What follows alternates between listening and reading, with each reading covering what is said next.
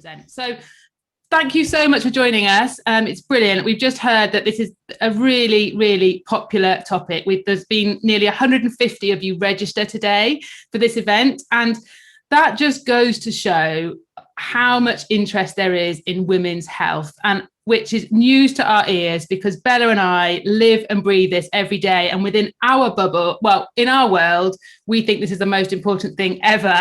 But it's brilliant to see that actually this is landing within organisations and within workplaces who kind of are starting to realise that actually it's really important for workplaces to provide education and support for women across their life stages. So I'll briefly introduce myself. My name's Baz Moffat. I'm a women's health coach. And in my previous life, I was an international athlete. I was on the British rowing team for 4 years, rowing in the women's 8. And then since retiring from GB rowing, I was a personal trainer. And then since having my children, I became a pelvic floor coach. And for those of you who had children, you might understand why, after having children, I became fascinated by the pelvic floor. And I'm the co-founder of The Well, along with Dr. Bella Smith, who's joining us today.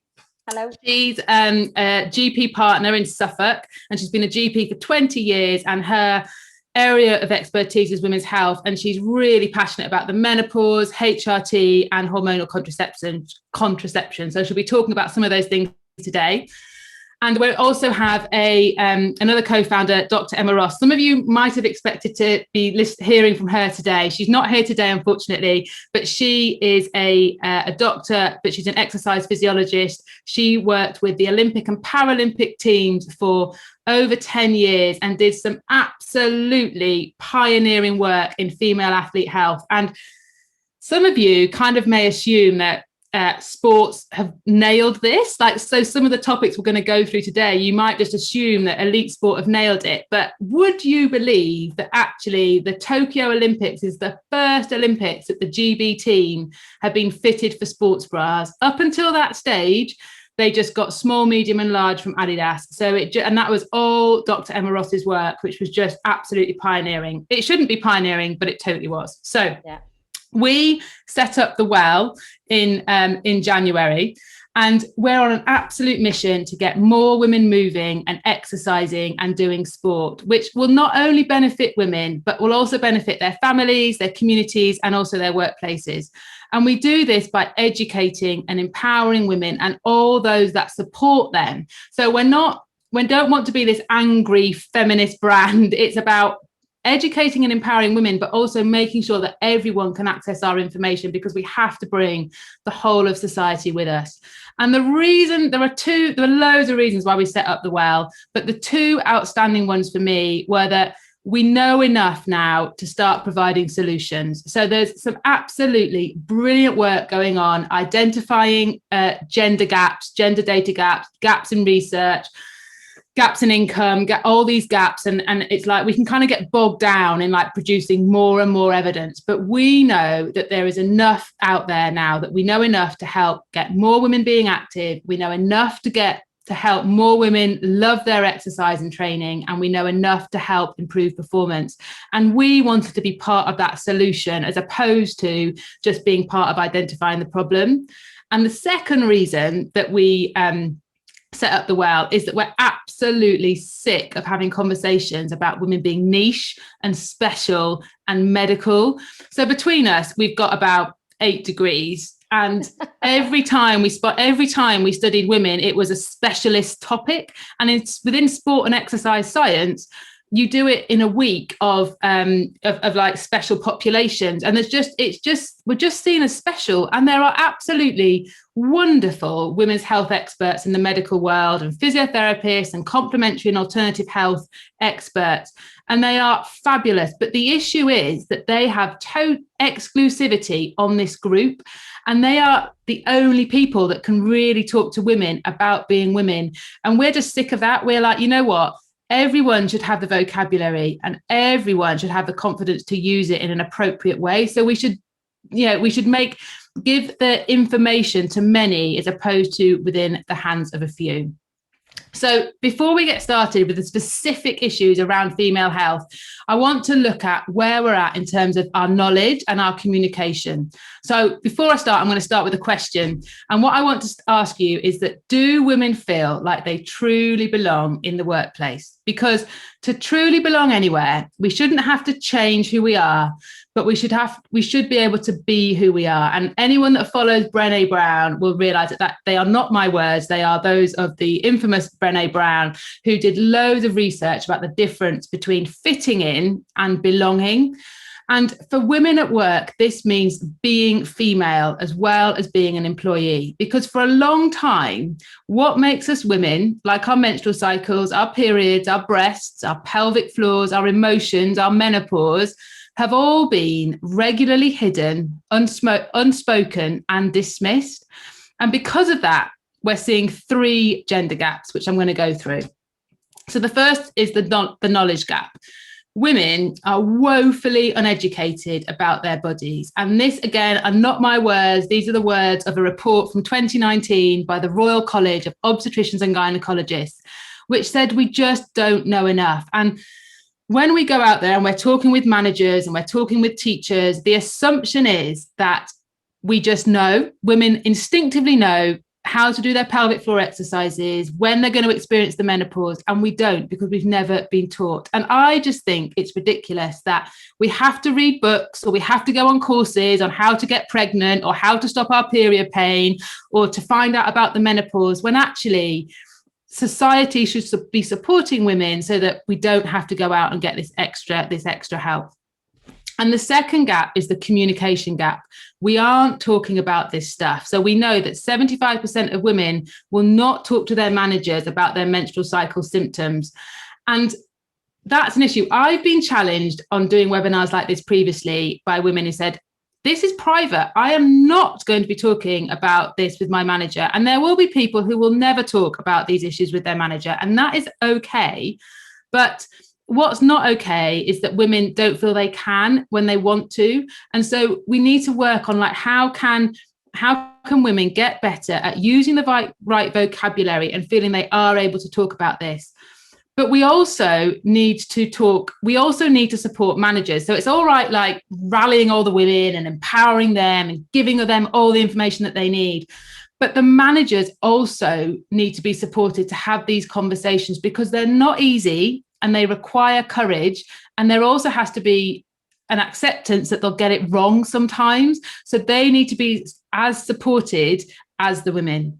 And the third gap is what we call the knowing doing gap. So even when people have the knowledge and they have the motivation to use it, they don't. They get stuck. And I think especially now, when there's this fear of being inappropriate, asking the wrong questions, they just won't give it a go. So I was on a call the other day, and a woman said to me, oh yeah, I was in a meeting, and I was having to. I had quite a heavy period, and I was having to go to the toilet quite a lot. And a guy in the room said to me, "Gosh, are you okay? Like, you've been to the toilet a lot."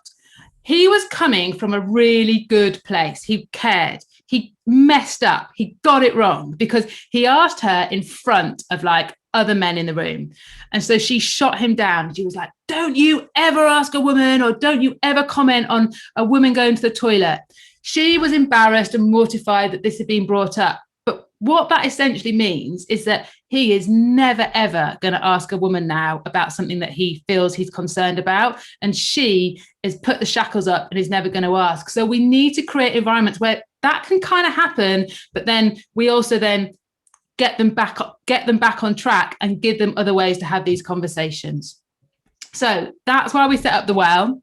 That's where the gaps are. And what we're going to do now is go through some really sort of specific female health issues that we're going to spend about 3 minutes on each. It's not going to take long. We're going to blast you through all our favourite topics. And we're going to start with Dr. Bella, who's going to talk about the menstrual cycle. Awesome. Thanks, Baz. Hi, everyone. It's really lovely to be here. So, yeah, I've got 3 minutes to talk about the menstrual cycle. I am going to be talking about hormonal contraception, and we're going to go to pelvic floor and bras, and I will touch on menopause at the end. So don't worry. I know there's already a few people wanting to know about the menopause, which is such a massive topic. I'm a GP, and I see women every day for all sorts of challenges and issues and symptoms through all their life stages. And as Baz said, this is something that I'm so passionate about. And the question is, where we start is, how much do you know about your menstrual cycle? This is where I'm starting with the menstrual cycle. And it's sometimes you assume that, you know, we all know our menstrual cycle inside out. We know our hormones, but do you actually know it? Do you track your cycle? Do you know when in your cycle you're going to feel good? Do you know when in your cycle you may feel bad or are more emotional, or when your digestion is slightly messed up? Do you know, I mean, do you even know when your period is going to come on? Some people every month are like, oh yeah, of course, I've come on. That's why I've been in a really bad mood, you know, and every month it takes them by surprise. And if you do know this information, is it because you were taught it? Were you taught it at school, or have you learned it over the years? Are you somebody who's suddenly developed an interest and has got an app, or is this something that you wished you knew more about? Because 80% of women apparently don't feel that they've been taught or educated enough on their menstrual cycle. And it is really important that we understand our menstrual cycle. And, you know, why is that? Well, because our hormones are amazing, and they can affect how we perform in a positive and a negative way, in life, with our children, in sport, and at work, in every walk of life. And if we understand what's happening, in our periods, in our menstrual cycle, then we can understand what's happening in the perimenopause, and then we can understand what's happening in the postmenopause, and it becomes understandable and easy, and it's not a shock, and it's something that we can all predict and relate to. And also, it means, if we understand it, it means we can harness our superpower, because we basically, as I said, our hormones are amazing. If we can anticipate when we're going to feel amazing, imagine that. Imagine having that presentation on a day when you know you're in the follicular phase of your cycle and you're feeling strong. Don't worry, I'll explain what that is in a minute.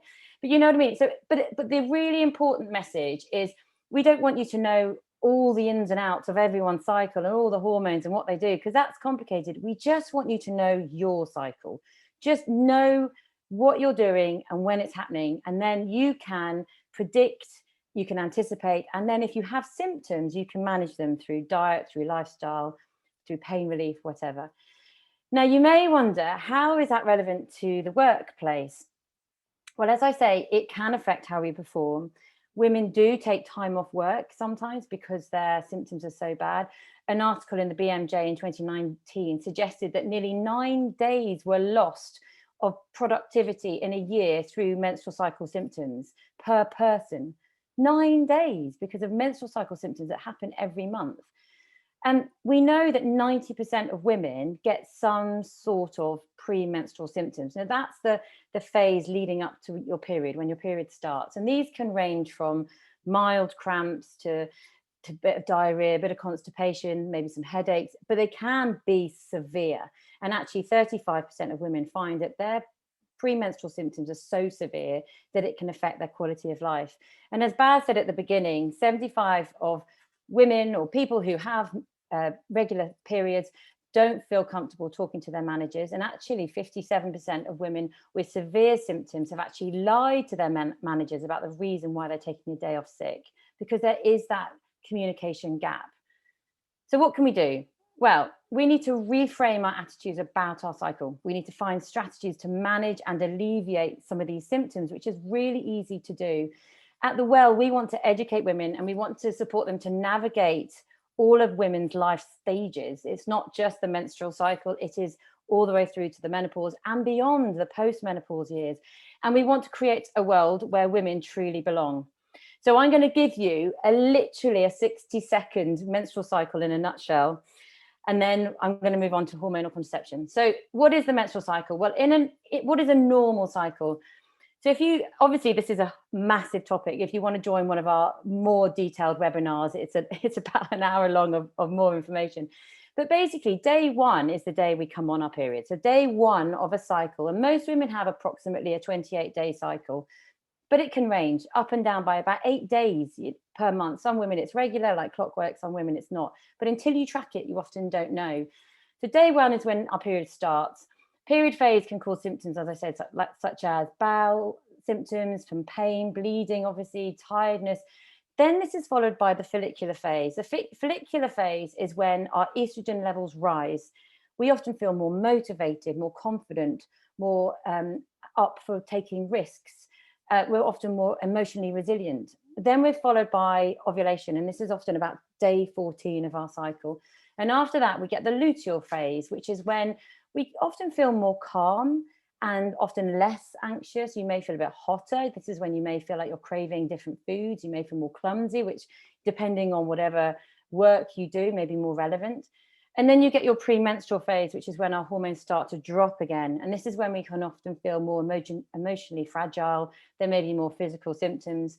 And there's also this thing called premenstrual amplification, which is where some of the symptoms are intensified by stress, by certain foods, by lifestyle.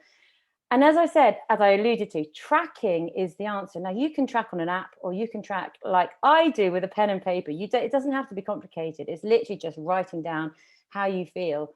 And if you get like a 3-month worth of tracking, you can start to pick up a pattern, and you can start to see, you can plan around your meals, hydration, exercise, pain relief to help with some of the symptoms.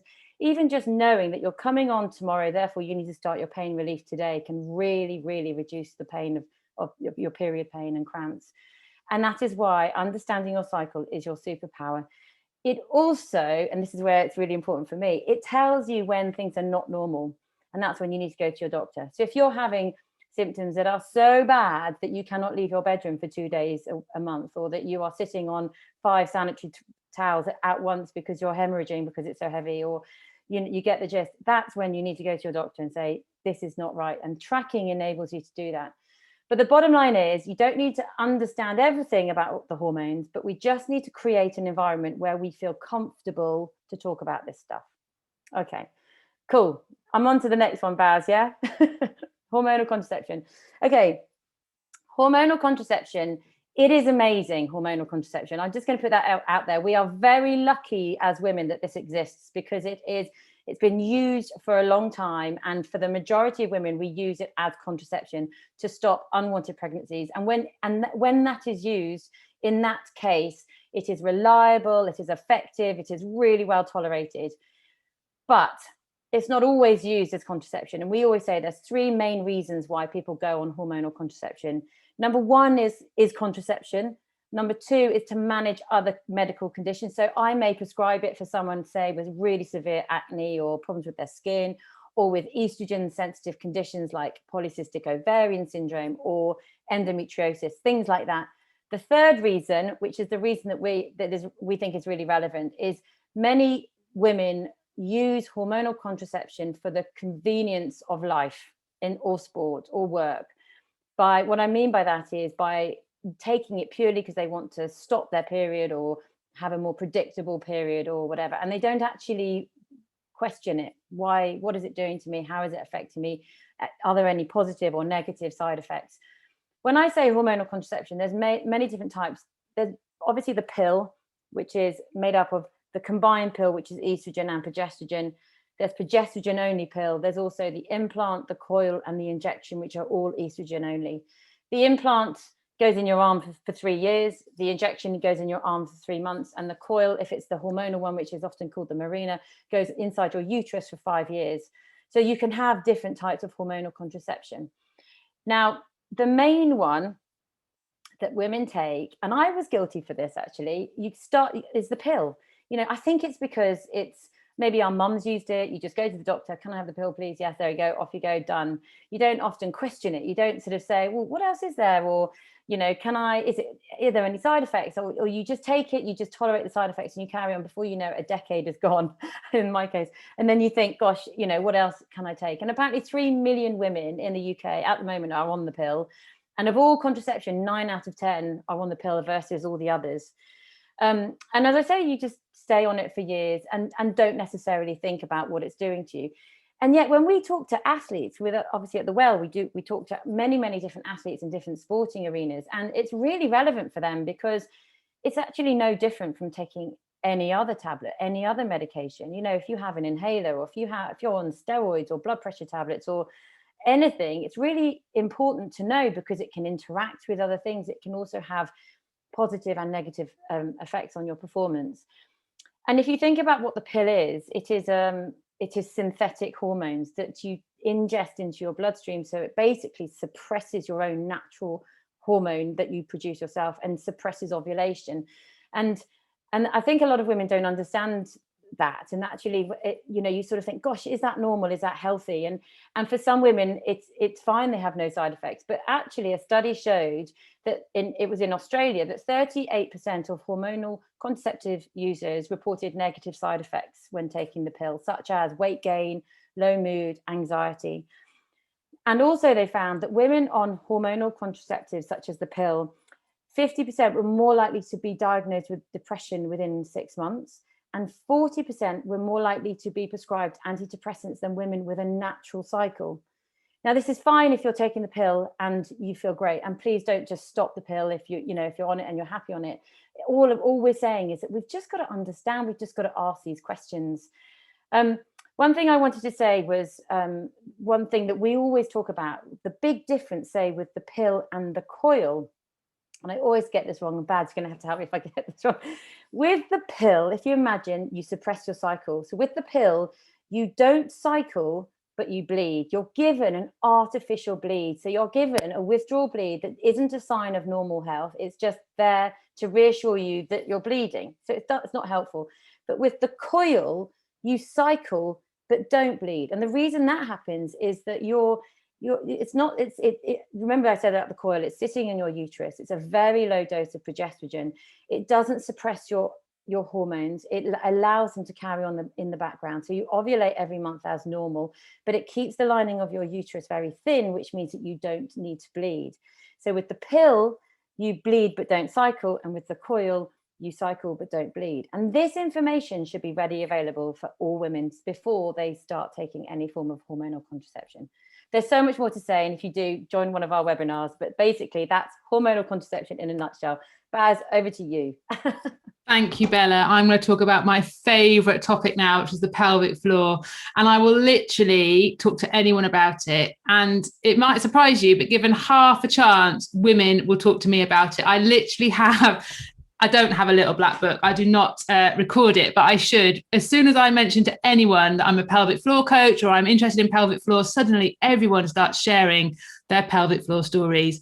But for those uninitiated here today, it's probably fair to assume that the pelvic floor is a postnatal thing or an older woman thing, but this is just not the case. In fact, sportswomen have higher rates of pelvic floor dysfunction than the normal population, and this is young, athletic, top of the game kind of women.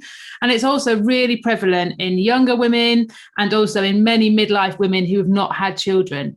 And there are a whole host of issues, but the most common ones are leaking urine or being unable to control your wind. And these are generally fixable with some really simple exercises. And so what I want to kind of get across today is like, what on earth has this got to do with the workplace? Why on earth should employers be bothered about women's pelvic floors? And I've got 3 good arguments, which hopefully will convince you. First of all, pelvic floor dysfunction is not life-threatening. Okay, so the typical kind of symptoms a woman will experience is maybe a bit of back pain. They might have sex, might be a bit painful. They might leak when they do certain things, whether that's laughing or jumping. But either way, they can put up with it. Did you know it takes on average 7 years for a woman to go to the doctor to ask for help with their pelvic floor? And that is only when the doctor is a female, is old enough, and asks the question. So women are just struggling along with this pelvic floor dysfunction. So although they won't go and ask the right people for help, what they do is change their behavior. And this is where it becomes like of real relevance to employers. So I've worked with many people who stop going to meetings if it requires going on public transport, or if they are in meetings, they're really distracted about when they might be able to go to the toilet, or like if they're really conscious just of what their pelvic floor is doing or not doing. They might go to the toilet a lot. So they might always be going to the toilet just for one more wee. They might start to drink less. I have found this, especially, and Bella might agree here, with doctors. Doctors are terrible. Doctors, nurses, teachers, receptionists, people who work in shops, anyone that feels they can't leave their place of work, they say they just start drinking less, so they feel they won't go to the toilet. They won't go to the toilet, which actually it just doesn't actually work that way. They might stop exercising. So Bella and I love being active, and we kind of will do anything to be active, but many people don't. And if they leak when they go for a run, or they go to their Zumba class, or they go to CrossFit, then they'll just stop doing it and they won't look for alternatives. So actually this pelvic floor piece is a real barrier for women doing exercise. And the other thing they do is they really worry about it. They worry about it. It takes up headspace. And that is, and that's a real sort of toxic state for their headspace to be in. So that's the first reason. It's just women just don't do anything about it, and they adapt their behavior. The second reason, especially in this country, is that women don't like to spend money on their health or on education. And I think it's because we've done such a terrific job with the NHS and with state education that it's just seen in this country that it should be free, that we shouldn't have to invest in our own health. Now, which in my mind makes the workplace an absolute perfect setting to provide education and support for women and those that support women on this. Because unfortunately, the NHS is on its knees. It's not in a place where it's going to help women with low levels of pelvic floor dysfunction, even though it may be impacting their lives very significantly. And the third reason is it's a really easy fix generally. There will be some women who do need to have gynecological support and do need medical interventions, but most women with a bit of education, who are taught what the pelvic floor should and shouldn't do, who are taught how to do their exercises properly. Again, it's an assumption that we all should know how to do our pelvic floor exercises. No one I have ever met knows how to do a pelvic floor exercise.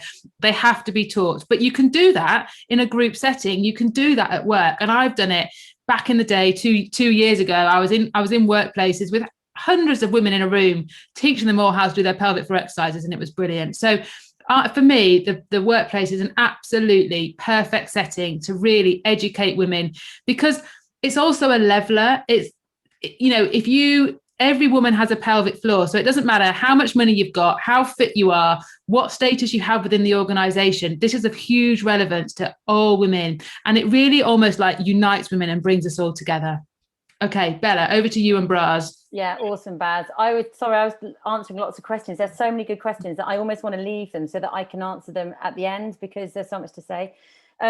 Right, I'm going to tell you a bit about bras. So I always say this, that I would rather go for a run. I love running. I'd rather go for a run without any shoes on than go for a run without a bra on or a good bra on, because I think it's that important.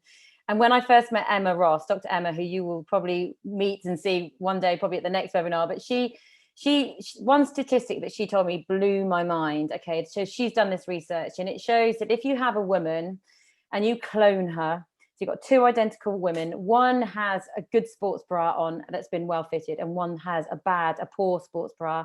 The one with the good bra will finish a marathon a mile ahead of the one with the bad sports bra.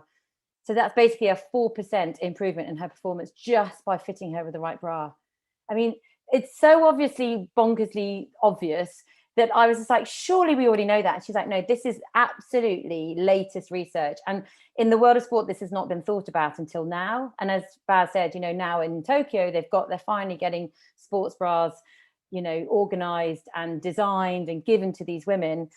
But, this is relevant for us too, because we all want to be active. And it's not just going for a run. It's whether we're running for the last tube home or, being out and about with our shopping. It's so important that we wear the right bra. And 80% of women apparently are wearing an ill-fitting bra that is not providing them with enough support. And the other thing is, this I think is quite bonkers, is that when you run and move around, your breast can move up to 14 centimeters in whatever direction.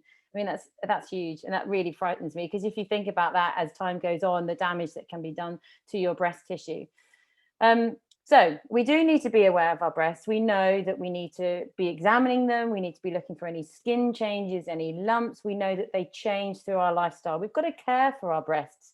When we're in puberty, they change. Every month in our cycle, they change. We need to learn what they're feeling like, what they look like, how they change across the cycle.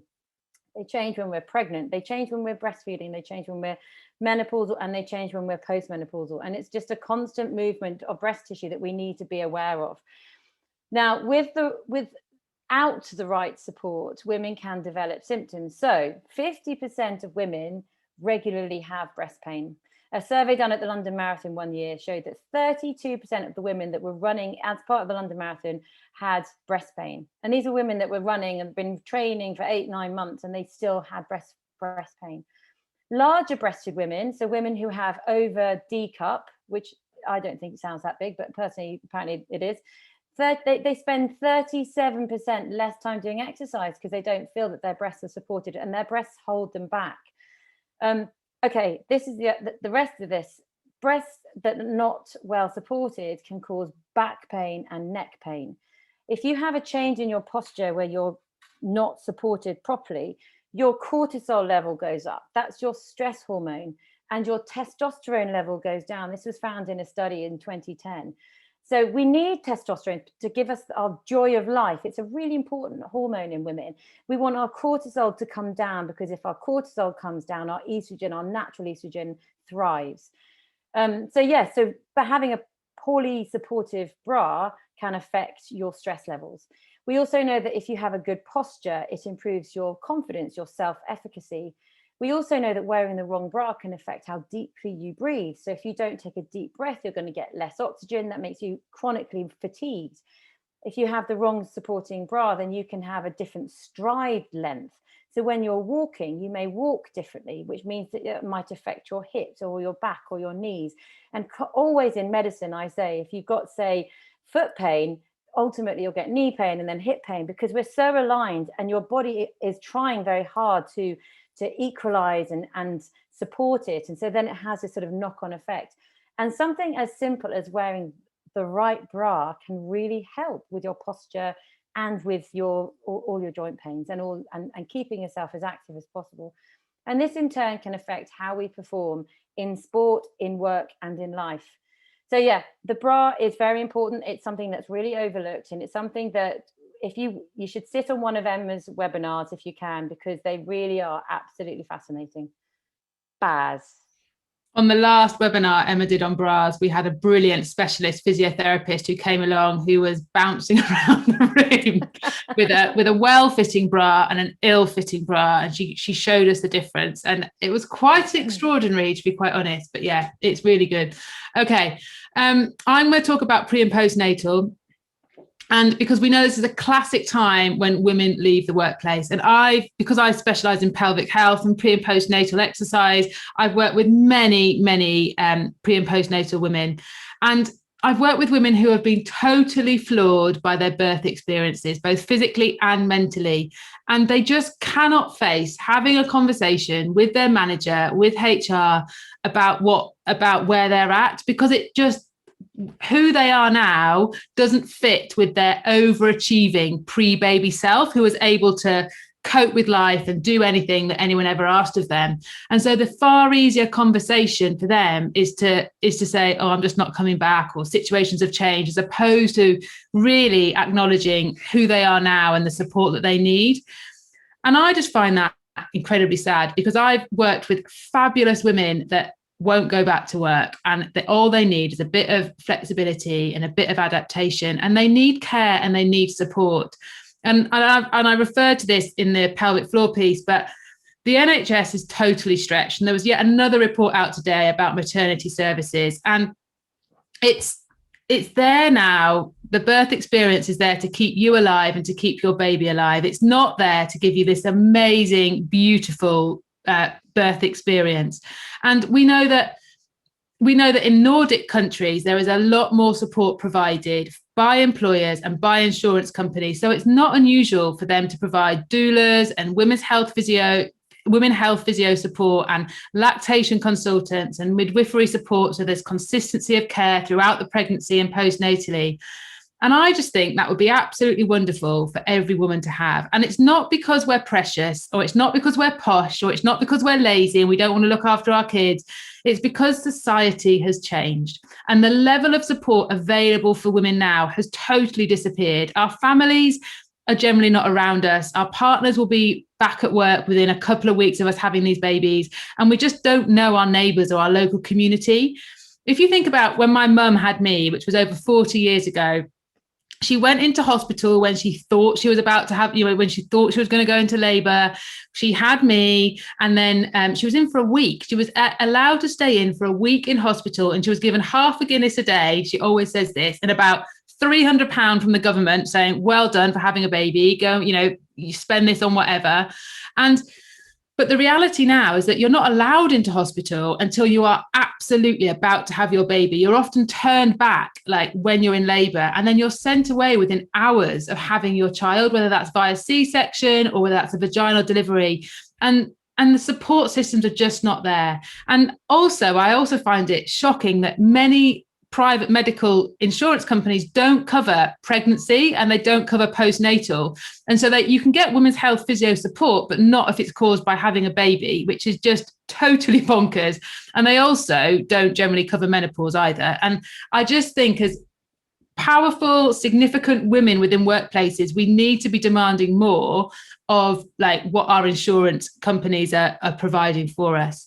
So also within this pre and postnatal piece, I think it's worth considering reframing and broadening what the definition of care is for this group. So it's not just coming from a cis, white, able-bodied, heterosexual perspective, which kind of paints a real privileged, perfect, cute baby world where everything has gone to plan and everything's gone to plan A. Because for any of us that have experienced fertility, pregnancy, postnatal, we know that is generally not the case. So this change in focus is starting to happen, and we're working with many organizations now who are kind of like really broadening their definition of things, and it's what it's doing is acknowledging all the things that can happen throughout this life stage, and it's opening up the conversation, and it's allowing women to feel a lot less vulnerable, and they're really much more prepared to talk about this life stage. Okay, Bella, I'll let you go to menopause. I feel you might be opening the floodgates. We have a lot of menopausal women here who are ready to listen to this. Okay, all right. So menopause, yeah, you're right, Baz. This is something I'm really passionate about. So in my general practice, I see many, many, many women who want HRT, or they want to talk about it, or they just want to go through what's happening with their menopause. And so, yeah, it's something that I think is really important. And I wonder how many of you watched Davina's brilliant documentary recently. I thought it was absolutely incredible. And I've actually noticed more women coming forward. And actually, I find it better because they seem to know now all the risks, the benefits. They talk about the ball pit. She was in a ball pit and she goes, only 4 balls for breast cancer. And I'm like, yes. And suddenly it's all explained, and they just say, this is what I want. I want the gel, the one that she rubs on her thigh, right? And I go, brilliant. And it makes everything quicker. And, it's amazing. Everyone's so informed, and I love it. And I love the fact that went mainstream and that more women are talking about it, because it's about bloody time, if I'm being honest. There is this misconception, though, that menopause only affects women in later life, 40s maybe, but 50s. And it's not true. It affects women in their 20s and 30s. That can be natural. So that could be an early menopause, or it can be through medication or through cancer treatment. So, and if you think about how many women in the workplace, in their 20s and 30s, there's a lot of women actually who can be affected by menopausal symptoms that you wouldn't necessarily realize. And we've got to have these women on our radar, because that can be a very, very lonely place to be, and they are very vulnerable. And this is the fastest growing section of the workplace, the menopause. In fact, the NHS, which is one of, if not the biggest employer in the UK, has only just this year created its first menopause policy. But apparently only 10% of businesses have a menopause policy, and some of them are next to useless. Baz and I have seen a few, and we're like, this doesn't make sense, So just a few statistics. I'm sure many of you are already aware of this, but 13 million women in the UK are going through or have been through the menopause right now. So that's 1 in 3 women. And yet 75 to 80% of women of menopausal age are still in work. And 1 in 4 of women say that the menopause affects their quality of life. And we know that 10% of women retire early because of the menopause, and 20% will take time off because of menopausal symptoms. Now, these are women in their prime who are bloody good at what they do, who have years of experience, who are being forced to leave their jobs that they love often because of a condition that is going to happen to every single one of us women, and that with the right diagnosis and the right management is easily sorted. And we just need to raise awareness for the menopause. We need to get this, be able to talk about this, and for women to seek the right help. And we need to strive for gender equality. So we need to be, it's not just about creating a policy. We need to be really creative in the work we are doing. And we need to be integrating menopause care and education across business in a really holistic way. And as Baz and I say, and Emma, we don't need to be specialists. We just must not ignore the life stages that women go through. We need to acknowledge that there are different challenges at different life stages, and we need to create an environment where it's okay for women to discuss their needs. Baz. Brilliant. Thank you, Bella. So I'm just going to wrap it up now, and then we're going to answer some of your questions. And I want to talk about when I was on the rowing team, it was about over 10 years ago now. It was all about equality. So we had just got national lottery funding, and we were all about getting the same access to facilities, to coaching, to quality of hotels, to money for our athletes as the men. And there was at no point did we ever ask for anything different. It's like, we're the same as the men. We want the same as the men. And I feel that women in the workplace have had to show up as men as well. And they've had to do exactly the same. And there's been some absolutely brilliant women who have done that and reached the top and shown that we can do it. But they haven't been able to show up. They haven't been able to acknowledge that any other part of their life exists. So they've not been able to talk about their children, to do sports days, to talk about the parents that they're caring for, or the fact that they have endometriosis or hot flushes, and they need to look after themselves. But I feel we're past that now. I think we're kind of well past that phase where we have to ignore everything else that's going on in our life.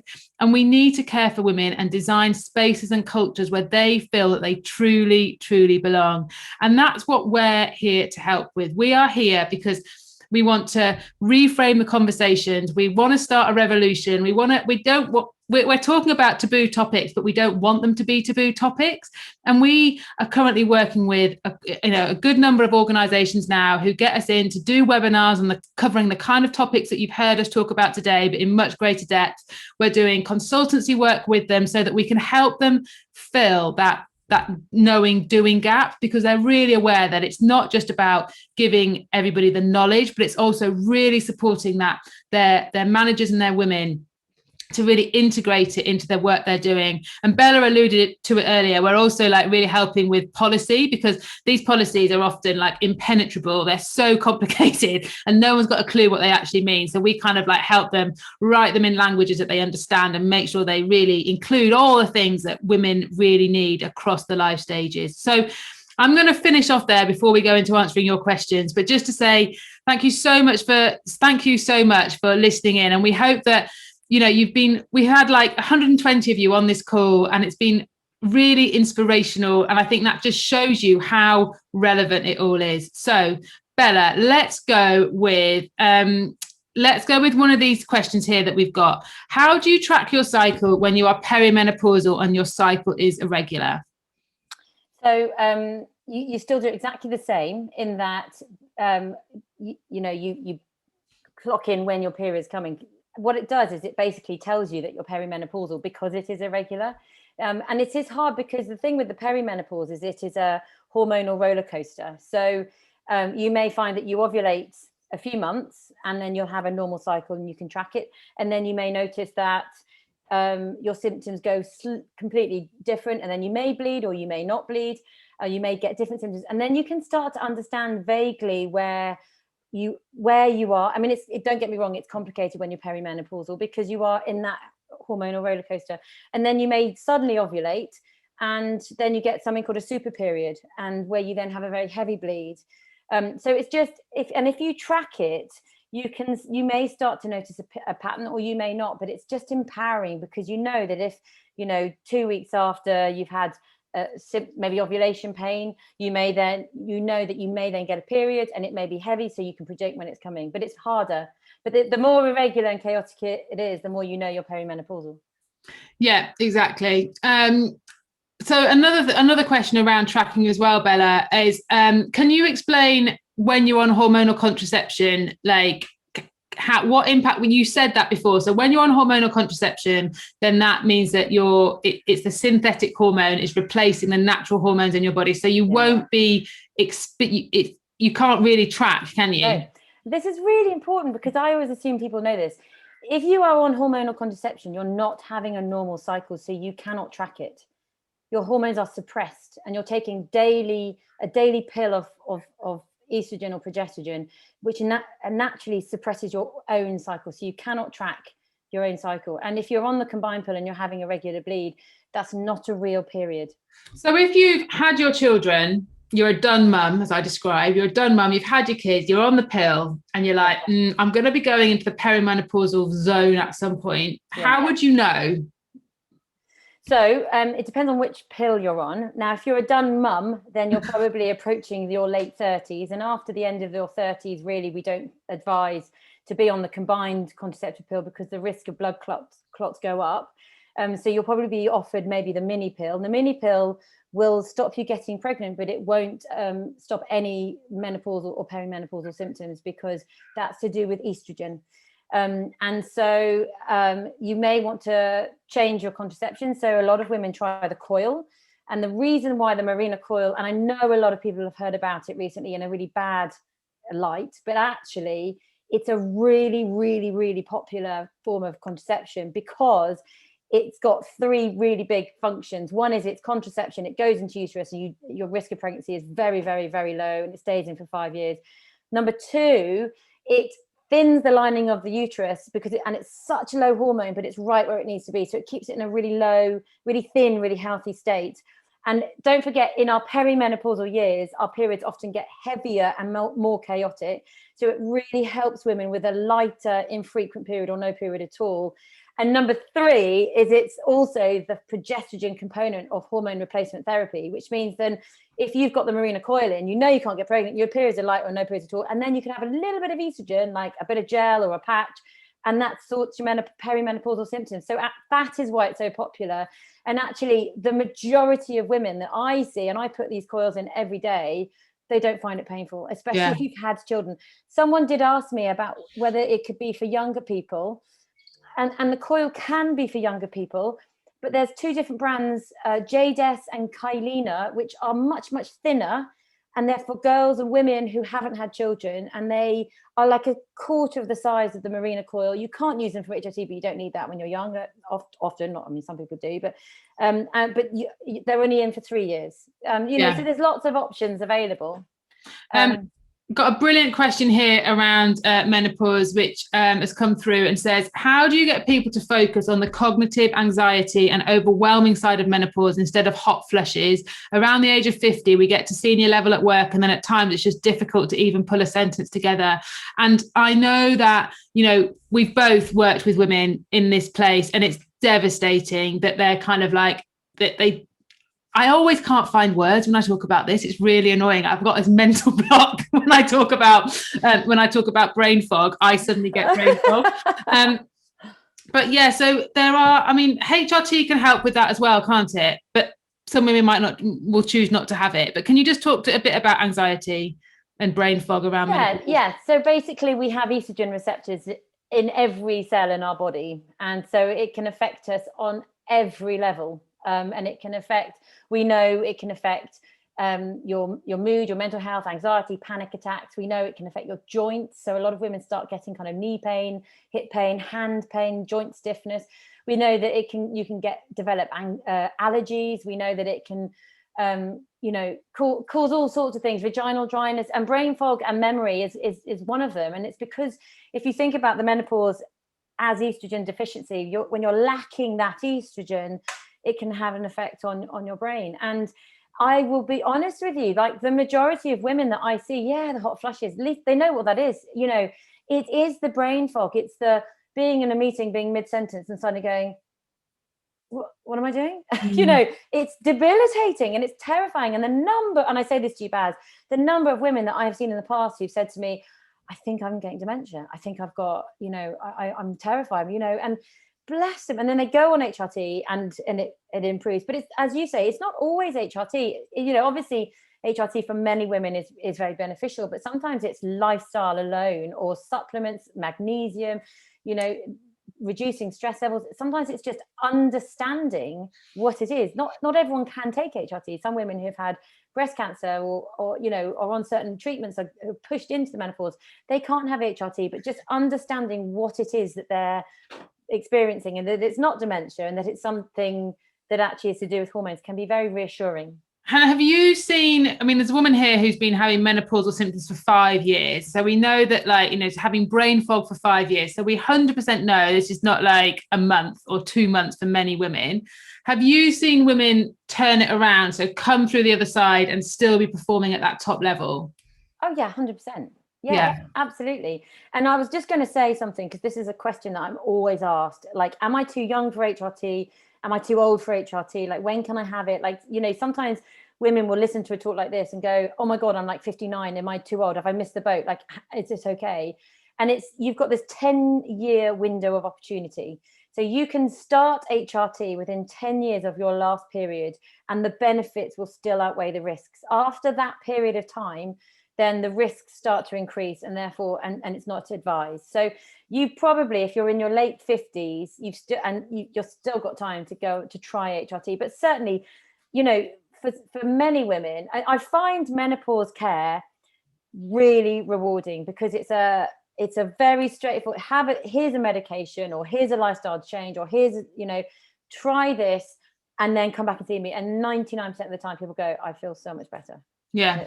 Okay, we're going to shift gear, Bella. We're going to move away from HRT before we get dragged down that tunnel. If you want to start a conversation in the workplace, particularly in a male-dominated industry with a young workforce around menstrual cycles, menopause, and women's anatomy, how would you recommend best introducing this topic? That is a brilliant question. And we're working with an organisation just like that right now. And it's sitting within the diversity and inclusion team, because they have acknowledged that, you know, that they've got some ambitious targets in terms of like representation of females throughout the organization, and where they want females to be in terms of the hierarchy of that organization. And they understood that they actually don't do anything for women. So I think that when the way we tend to get into organizations is with a menopausal woman with a budget who's kind of had enough of like being of her organization not taking women seriously, and she just gets us in and we do the job and it's amazing. But sometimes you have to do a bit of a sales pitch, and you have to show people the stats. So tomorrow you're going to be getting a deck, and this is not a sales pitch, it kind of is, but it isn't. But you'll get a deck, and on there will be statistics on like the impact that women's health is having within every organization. And when you do the maths, you can see the impact it's having, not only on the performance of women within your organization, but the retention of women. So it's kind of saying, okay, I need to convince people that there's a business case for actually caring for women. It's not, and so there's a business case. And secondly, I feel that women's health is where mental health and sexuality was 5 to 10 years ago. So 5 to 10 years ago, within sports, definitely, and within the workplaces, people did not have the confidence to admit that they were suffering with depression, or even that they weren't heterosexual, that they had a different sexual identity. But now, organizations would be appalled and ashamed if they'd be absolutely appalled and ashamed if anyone felt they weren't able to be who they wanted to be. And women's health is kind of where sexuality and mental health was 5 to 10 years ago. And so it's the start. And some people are not going to be ready to hear this, but you would be surprised that if you start talking about it, how you'll suddenly get these champions. And we were on a call on Sunday night, weren't we, Bella, with somebody, and they were so they were literally, this organization had 20,000 employees, and she was pretty much the menopause champion. And any menopausal women went to her and talked to her. And you've just got to start, and you've got to find your fans and your supporters, and just start things going. If it's not going to work officially, I just start some kind of rogue women's health group, and then start gathering momentum there. Awesome. Bella, have you got anything else that you want to say? I don't think I have. I mean, there are so many questions. There was a lot about the pill. Yeah. I think one thing that I think struck me is, and a few people sort of said it, was that I was put on the pill, or my mum put me on the pill, and I think that I think that's kind of what was done. It was like the worst thing, the one thing I hate is when, a young woman doesn't have a period and they're put on the pill to give them a period or to regulate their period. And that's the worst thing you can do, because that's hiding any problems there are, especially if your young person is very active and potentially could be overtraining and could be suffering from something called relative energy deficiency syndrome, which is when they don't have periods. So I think the mindset now has to change, that yes, the pill is useful for contraception and certain conditions, but it hasn't really got a place for normalizing your period. It doesn't give it's the opposite. That we've had a lot of questions today, Bella, from parents, from people concerned about their daughters, and that's another good sell into organizations who are saying, oh, they're worried about just doing things for women. So you say, right, we need to talk to parents, which could be obviously men and women, about their daughters. So there are many people who will have daughters going through puberty and they won't have a clue what's going on, and they want support with that. So I think that it's that we weren't educated about it. So how on earth can we support our children as well? So there's huge scope for this topic. It's not just about it's 100% not just about taking all the women away, hiding them away in a corner and talking to them about all this private medical stuff and then empowering them and getting them all going. We need to kind of get everybody out there talking about this. Right. So Bella, I think we're done. We've answered loads of questions, and I think we haven't been able to answer all your questions, but look how many questions there are. You guys don't know who's on this call, and you are all sharing. There's no holding back. We've had some really personal questions. And when you get into work in organization, this is exactly what happens. And this is the help that women want. They want really specific advice from credible people who are evidence-based. And that's kind of where we come from, where we come from an evidence-based, but we also talk with real women every day, and we really try and make it really practical. So thank you so much for joining us. Go out there and start talking. Later on today, you'll be getting an email from We Are the City, and there'll be a survey in there. We would 100% love you to fill it in, because it's really helpful for us to gather some information. We'll give you our deck, so you'll get more information about the work we're currently doing. And if you want to find out any information, I'd love to have a call with you and find out more about how we can support you. So thank you so much. It's been wonderful. Enjoy the rest of your days. All right. Brilliant. Take care, everybody. Bye. Bye-bye.